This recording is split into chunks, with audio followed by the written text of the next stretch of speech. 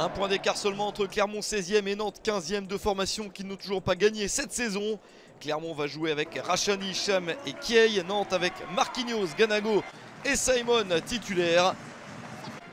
Les Nantais vont essayer de bien débuter cette rencontre à l'extérieur et c'est le cas avec ce premier mouvement vers l'avant. Une première possibilité pour les joueurs de Pierre Aristoui. La frappe directement sur Mory Diaw, ce n'est pas encore assez dangereux. Première petite chance pour les visiteurs. Quentin Merlin n'a pas été assez convaincant.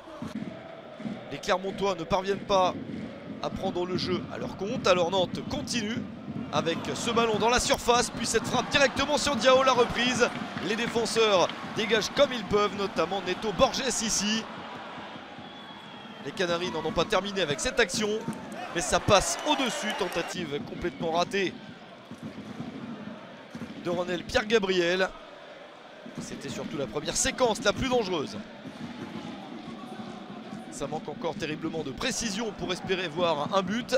Mais Nantes continue à être la meilleure équipe sur le terrain. Simon prolonge ce ballon de la tête, peut ensuite centrer pour une reprise à bout portant. Une très belle opportunité pour les Nantais, mais ça ne veut toujours pas passer. Mory Diaw s'interpose. Une très belle chance de marquer pour Florent Mollet. Clermont trouve enfin des ressources pour attaquer en fin de première période. C'est mieux avec ce centre et une reprise de la tête qui aurait pu se transformer en but contre son camp. L'intervention limite d'Eric Comert dans la défense, l'une des recrues nantaises cette saison. Le but marqué par les Clermontois est refusé pour une position de hors-jeu. Dommage pour Mohamed Cham, un hors-jeu confirmé et le score reste bien de 0-0 à la mi-temps. Au retour du vestiaire, les Clermontois espèrent poursuivre sur leur lancée de la fin de la première période. Mais ici, une grosse bêtise de relance de Mory Diaw, ballon récupéré par Mollet et ce but exceptionnel, l'inspiration de Moses Simon. L'international nigérian a vu l'avancée de Diaw. Il en profite pour un tir sans contrôle directement sous la barre.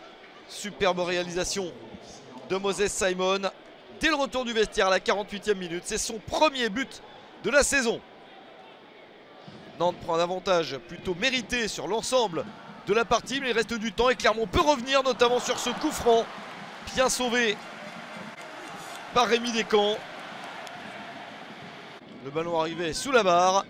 Clermont fait tout pour essayer d'égaliser avec cette nouvelle balle dans la surface, le pied haut et le penalty. On joue le temps additionnel du match. Voilà la chance d'obtenir le point du nul pour les Clermontois. Une faute de Comert, mais qui n'est pas sanctionné d'un but car Mohamed Cham rate le cadre. L'incroyable loupé après 5 minutes dans le temps additionnel de la rencontre. Un loupé qui empêche Clermont d'égaliser. Victoire finale de Nantes 1-0 sur le terrain de Clermont. C'est la première victoire des Canaries cette saison.